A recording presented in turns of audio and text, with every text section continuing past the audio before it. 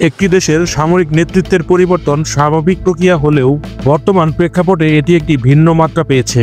General ওয়াকারুজ্জামানকে কেন্দ্র করে তৈরি হওয়া পরিস্থিতি কেবল একটি পদের রদবদল নয়, এর সাথে জড়িয়ে আছে অভ্যন্তরীণ রাজনীতির জটিল সমীকরণ এবং প্রভাবশালী আন্তর্জাতিক শক্তির নেপথ্যের খেলা। প্রশ্ন উঠছে, কেন সেনাপ্রধানকে অপসারণের জন্য এমন চাপ সৃষ্টি হচ্ছে? এই চাপের উৎসই বা কোথায়? আর সত্যিই যদি তাকে মেয়াদ শেষ হওয়ার আগে সরিয়ে দেওয়া হয়, তাহলে কে হচ্ছে পরবর্তী সেনাপ্রধান? এই সমীকরণে কাদের নামই বা উঠছে? 2024 সালের 24শে জুন জেনারেল ওয়াকারুজ্জামান বাংলাদেশ সেনাবাহিনীর প্রধান হিসেবে দায়িত্ব গ্রহণ করেন। তার এই পদের মেয়াদকাল 2027-এর 23শে জুন পর্যন্ত। তবে দায়িত্ব গ্রহণের 1 বছর পূর্ণ হওয়ার আগেই তার পদ ঘিরে নানা গুঞ্জন ও তৎপরতা দেখা গিয়েছে। দেশের অভ্যন্তরে কিছু সুনির্দিষ্ট গোষ্ঠী ও সংগঠন প্রকাশ্যে তার অপসারণের দাবি তুলছে। তাদের পক্ষ থেকে এমন কথাও বলা হচ্ছে যে বর্তমান সেনাপ্রধানকে পদে রেখে রাষ্ট্রের কাঠামোগত পরিবর্তন বা পুনর্গঠন সম্ভব নয়। এই ধরনের বক্তব্য রাষ্ট্রের নিরাপত্তা ও স্থিতিশীলতা নিয়ে গুরুতর প্রশ্ন তুলছে। একটি দেশের সেনাপ্রধানের বিরুদ্ধে এমন প্রকাশ্য অবস্থান স্বভাবতই কয়েকটি জিনিস প্রকাশ্যে আনে। প্রথমত, জেনারেল ওয়াকারুজ্জামানের নেতৃত্বে বিগত 1 বছরে সেনাবাহিনীর কি এমন পরিবর্তন এসেছে যা কিছু গোষ্ঠীর স্বার্থে আঘাত করেছে? সামরিক পরিবর্তনের খবর রাখা সূত্রগুলো জানাচ্ছে, তিনি দায়িত্ব নেওয়ার পর সেনাবাহিনীর অভ্যন্তরীণ শৃঙ্খলা, পেশাদারিত্ব ও চেইন অব কমান্ড নিয়ন্ত্রণে মনোযোগ দেন। তার নেতৃত্বে সেনাবাহিনীর নীতি নির্ধারণ ও পরিচালনার বাইরে প্রভাবমুক্ত থাকার একটি সুস্পষ্ট প্রয়াস দেখা গেছে। আর তার এই পদক্ষেপই কিছু প্রভাবশালী গোষ্ঠীর অস্বস্তির কারণ হিসেবে দেখা গেছে। কারণ যে কোনো অস্থিতিশীল পরিবেশে সেনাবাহিনীর উপর প্রভাব বিস্তার করতে পারাটা তাদের জন্য ক্ষমতার অন্যতম চাবিকাঠি। যখন সেই পদ সংকুচিত হয়, তখন নেতৃত্ব পরিবর্তন হওয়ার গুঞ্জন ওঠা স্বাভাবিক। এই অভ্যন্তরীণ চাপের পাশাপাশি বিষয়টি এখন আন্তর্জাতিক অঙ্গনেও ছায়া ফেলেছে। বর্তমান সময়ে বাংলাদেশকে কেন্দ্র করে দক্ষিণ এশিয়ার ভূরাজনীতি অত্যন্ত সক্রিয়। একদিকে রয়েছে ভারতের মতো আঞ্চলিক শক্তি, যার কাছে বাংলাদেশের স্থিতিশীলতা ও নিরাপত্তা খুবই গুরুত্বপূর্ণ। অন্যদিকে রয়েছে চীন, যারা বাংলাদেশে বিলিয়ন বিলিয়ন ডলারের বিনিয়োগ করেছে এবং সামরিক সরঞ্জাম সরবরাহের অন্যতম উৎস। এর সাথে রয়েছে পরাশক্তি মার্কিন যুক্তরাষ্ট্র, যারা ইন্দো প্যাসিফিক অঞ্চলে নিজেদের প্রভাব ধরে রাখতে চায় এবং বাংলাদেশের গণতন্ত্র এবং মানবাধিকার পরিস্থিতি নিয়ে বরাবরই সোচ্চার। এই 3 শক্তির টানাপোড়েনে বাংলাদেশের সামরিক নেতৃত্ব একটি গুরুত্বপূর্ণ ফ্যাক্টর। সেনাপ্রধানের পদে কে আছেন, তার নীতি কি এবং তিনি কোন দেশের প্রতি বেশি ঝুঁকছেন, এই সবকিছুর প্রতি আন্তর্জাতিক শক্তিগুলোর তীক্ষ্ণ নজর থাকে। জাতিসংঘের শান্তিরক্ষা মিশনে বাংলাদেশি সেনাদের অংশগ্রহণ বিশ্বজুড়ে প্রশংসিত। এই অংশগ্রহণের মাধ্যমে বাংলাদেশ সেনাবাহিনী বিশ্বমণ্ডলে একটি ইতিবাচক ধারাবাহিকতা ধরে রেখেছে। কোনো কারণে যদি বাংলাদেশ সেনাবাহিনীর কাঠামো নিয়ে বিতর্ক তৈরি হয় বা নেতৃত্ব অস্থির হয়ে পড়ে, তবে তা আন্তর্জাতিক লবিং ও প্রভাব বিস্তারের খেলায় নতুন সুযোগ তৈরি করে। তাই জেনারেল ওয়াকারুজ্জামানের পেছনে যে চাপ তৈরি করা হচ্ছে, তা কেবল দেশীয় অভ্যন্তরীণ রাজনীতির কারণে নয়, বরং এর পেছনে আন্তর্জাতিক হিসাব নিকাশও রয়েছে। দেশের সামরিক বাহিনীকে বিতর্কের কেন্দ্রে এনে পুরো কাঠামোকে দুর্বল করে দেওয়ার এটি একটি নতুন কৌশল।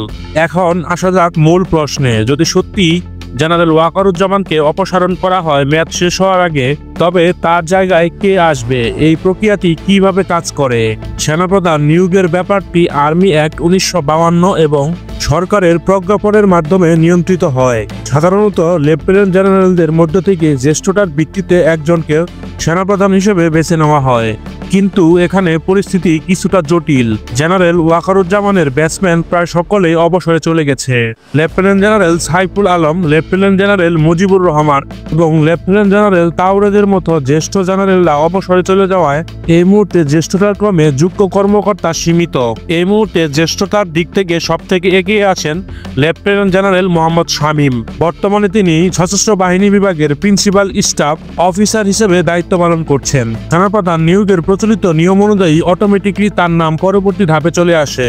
তার দীর্ঘ ও সফল কর্মজীবনের কারণে তিনি এই পদের জন্য একজন যোগ্য দাবিদার। জ্যেষ্ঠতার ক্রমে এরপর যার নাম উচ্চারিত হচ্ছে, তিনি হলেন লেফটেন্যান্ট জেনারেল কামরুল হাসান।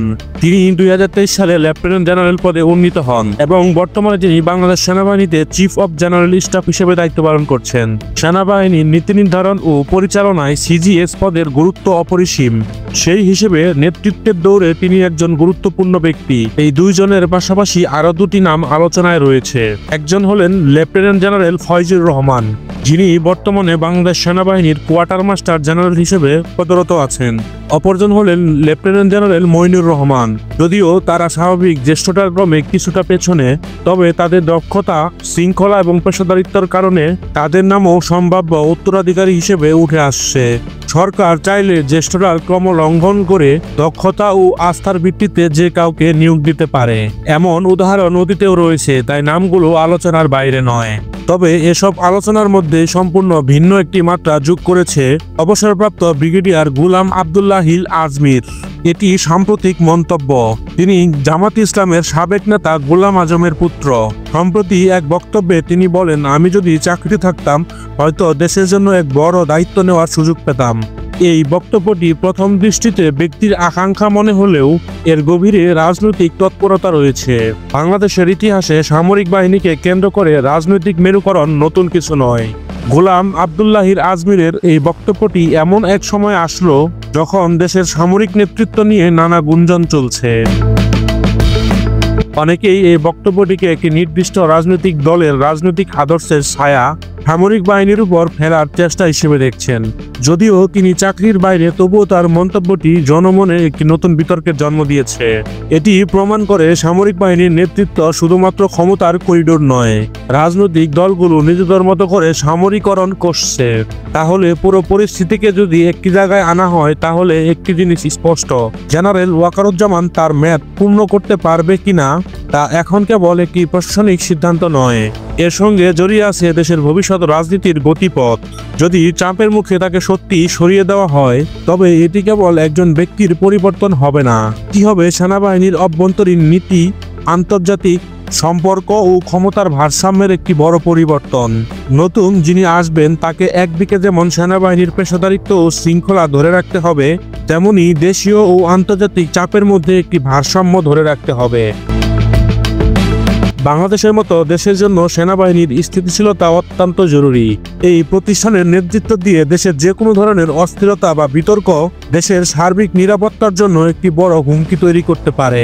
আমরা এমন এক সন্ধিক্ষণে দাঁড়িয়ে আছি যেখানে একটি নতুন সিদ্ধান্ত আগামী দিনে বাংলাদেশকে নতুন পথে চালিত করতে পারে।